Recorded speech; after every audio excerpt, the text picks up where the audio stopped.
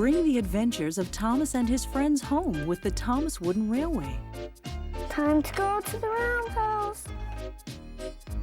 The Thomas Wooden Railway brings your child's favorite Thomas stories magically to life and provides your little engineer with a rich world to discover and explore.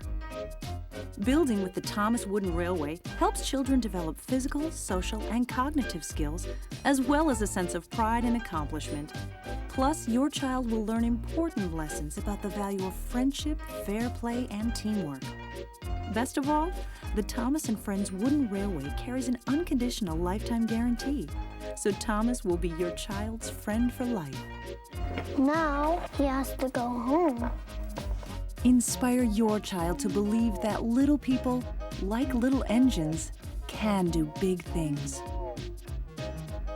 The Thomas Wooden Railway, available at specialty retailers everywhere. All aboard for excitement with everyone's #1 train, Thomas the Tank Engine. This delightful collection of award-winning videos and DVDs takes you on a magical journey around the Island of Sodor.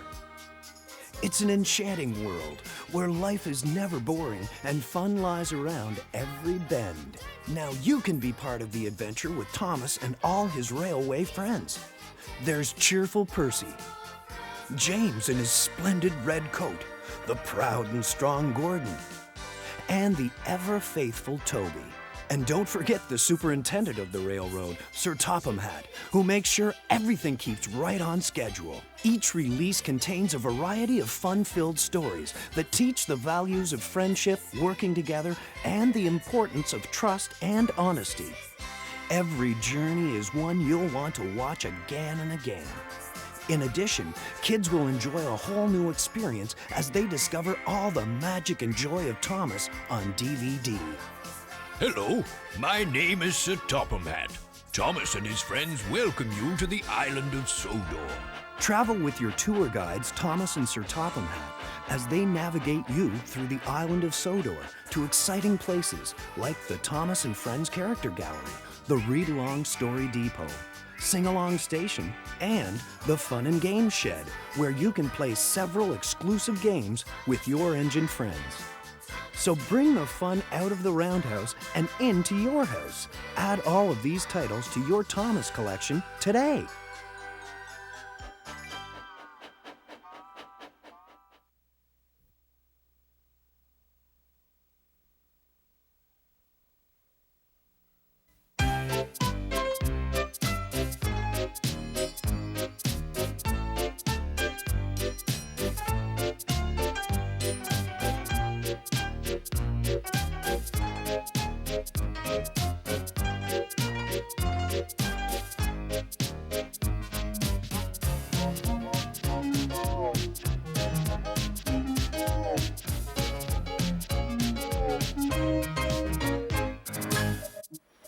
Thomas the Tank Engine was ill. Workmen had tried to make him better, but it was no use. "Edward must take you to the works," said Sir Topham Hatt. Thomas felt very miserable. Then Sir Topham Hatt spoke to Duck. "I want you to help Percy and Toby while Thomas is away." Duck was delighted.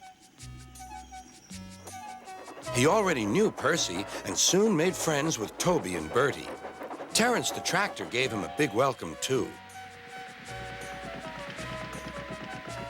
"Take care of Thomas's coaches," he advised. "He's sure to miss them while he's away." Duck was very gentle with the coaches. Annie and Clarabelle were impressed. "Such nice manners," they told each other. "It really is a pleasure to go out with him."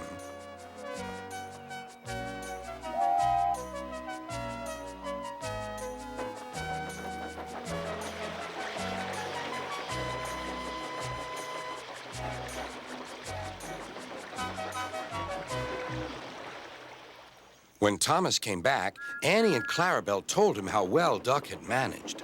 Thomas was so pleased to be home that he soon forgot to be jealous.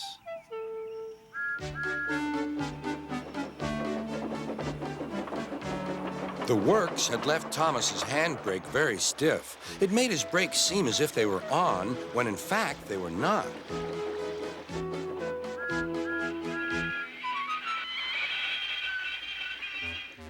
As a result, he and his coaches often overran the platform. Thomas found this most embarrassing. Gradually, his driver and firemen learned to be extra careful. But one day, Thomas's fireman was ill, and a relief man took his place.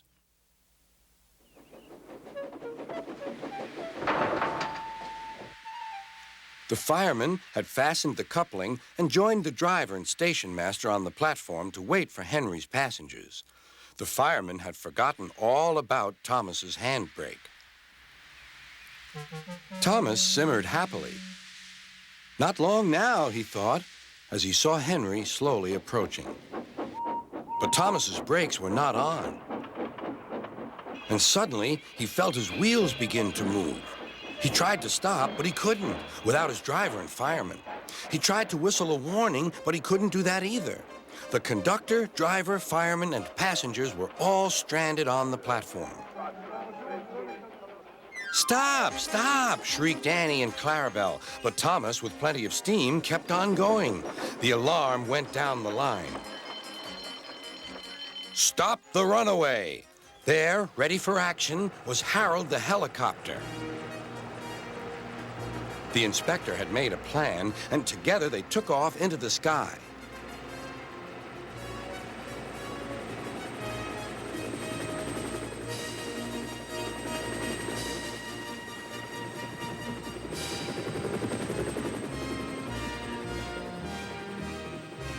At last, Thomas was tiring. "I need to stop! I need to stop!" he panted wearily. As they neared the next station, Thomas saw Harold land.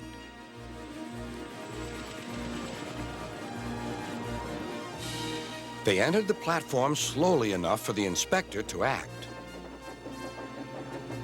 Judging his moment, the inspector scrambled into the cab and screwed the brakes on.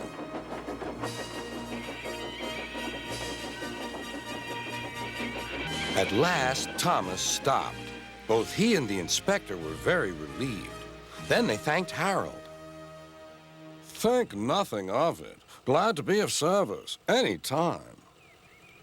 "Thomas," remarked the inspector, "we must never let this happen again." Wearily, Thomas agreed with him.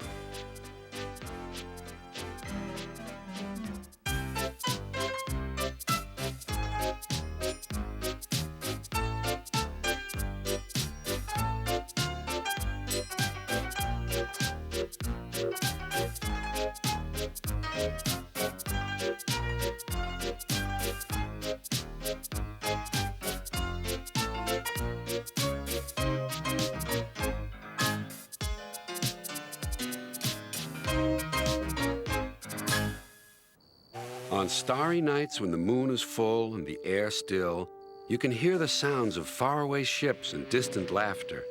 They echo over the hills and through the valley, down calm canals and sleepy inlets. Every engine knows that these are the sounds that say the harbor is hard at work at the big station by the sea. One night, a special load of fish was ordered. Sir Topham Hatt decided that extra vans must be added to the train that the men call the Flying Kipper. The only vans available were old ones. They had not been used for a long time.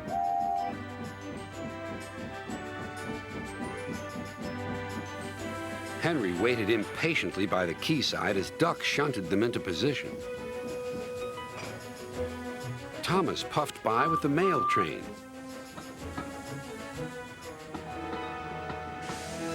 "Hello, Duck. Going fishing? I'd take care if I were you." "Why?" huffed Duck.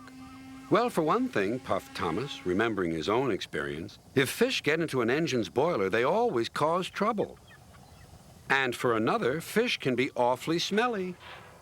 And I know what I'm talking about. Good night."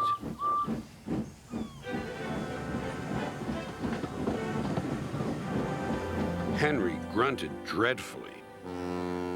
You'll just have to put up with it, Henry, said his driver. At least the extra load will mean you can have another engine help us up Gordon's Hill.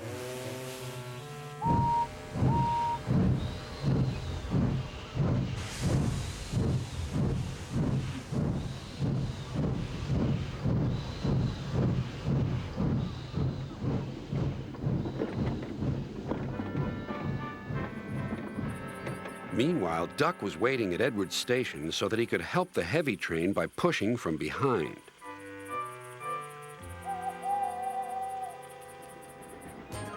Henry made good progress.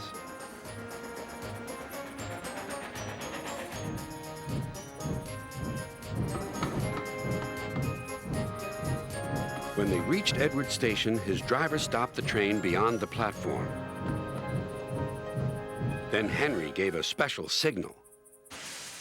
Beep, beep, beep, beep. I need help, please. Beep, beep, replied Duck. I won't be long. Duck buffered gently up to Henry's train. He was not coupled on. Henry would then be able to run on without stopping when they reached the top of the hill. Ready, whistled Duck, and off they went.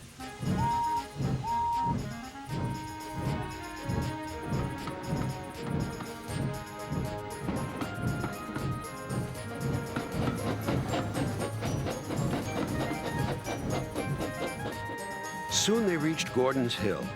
Push hard, puffed Henry. We're doing it, replied Duck. Henry was pulling his train harder than he realized.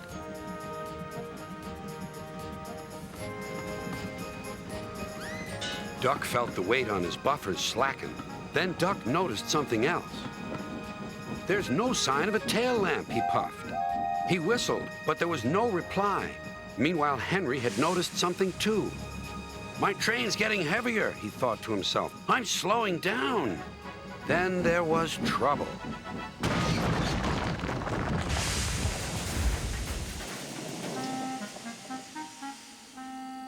No one was hurt, but a strong smell of fish hung in the air. Next day, workmen found the broken tail lamp at the bottom of the hill. Sir Topham Hatt spoke kindly to Duck. The accident wasn't your fault. We should have checked that this tail lamp was fixed on properly. We'll soon have you in working order again. Thank you, sir, said Duck sadly. Thomas told me to be careful about fish. They got me in a right pickle, didn't they?